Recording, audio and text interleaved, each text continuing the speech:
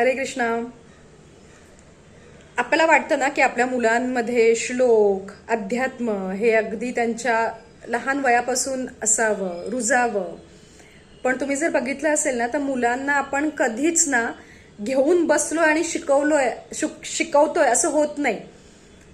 मुलांना जर श्लोक शिकवायचे असतील तर ते कसे, तर रात्री जेव्हा आपलं मूल झोपतं, जेव्हा अगदी इथपर्यंत झोप आलेली असते की आता ते झोपणार आहेत, तेव्हा करायचं काय की जो श्लोक आपल्याला आपल्या मुलाला शिकवायचा आहे, आपल्या बाळाला शिकवायचा आहे, तो श्लोक त्यांच्या डोक्यावर हात ठेवून म्हणायचा अगदी छोट्या आवाजात, जो आवाज त्याला ऐकू जाईल आणि आपल्याला आवाज येईल एवढ्या आवाजात.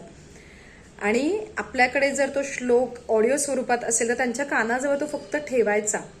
आणि दिवसभरामध्ये जेव्हा ते इकडे तिकडे खेळत असतात तेव्हा ती ऑडिओ क्लिप घरामध्ये लावून ठेवायची. नकळत मुलांच्या कानावर जे पडतं ना ते मूल पटापट ग्रास्प करतं आणि मूल ते शिकतं.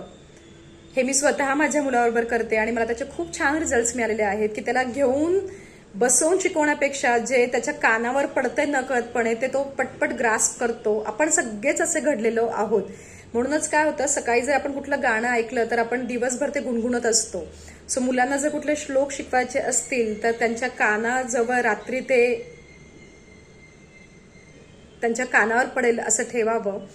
आणि सकाळी उठल्यानंतर त्यांच्या डोक्यावर, म्हणजे आपण म्हणूया त्यांचं आज्ञाचक्र आणि त्यांचं हार्ट चक्र, याच्यावर आपला हात ठेवून तो श्लोक पूर्ण म्हणावा. मूल ते ग्रास्प करतं, मूल ते ग्रहण करतं. इतकी छोटीशी गोष्ट आहे, पण याच्यामध्ये सगळ्यात महत्वाची कुठली गोष्ट असेल तर नियमितपणा. हे रोज करा. एक दिवस तुम्हाला दिसेल की तुम्ही तो श्लोक म्हणायला सुरुवात कराल, पण तुम्ही मुलाला न शिकवता मूल ते गुणगुणायला लागेल, मूल ते म्हणायला लागेल. महत्वाचं एकच आहे की नियमितपणा असावा. हे करा आणि मला कमेंट्समध्ये येऊन सांगा की तुमचं मूल श्लोक शिकण्यामध्ये त्याची किती प्रगती झालेली आहे. आणि तुमच्याकडे जरी काही ट्रिक्स असतील तर नक्की मला शेअर करा, जेणेकरून आपल्या पूर्ण यूट्यूब फॅमिलीला त्याची एक मदत होईल. व्हिडिओ जर आवडलेला असेल तर तो नक्की शेअर करा, आपल्या चॅनलला सबस्क्राईब करा.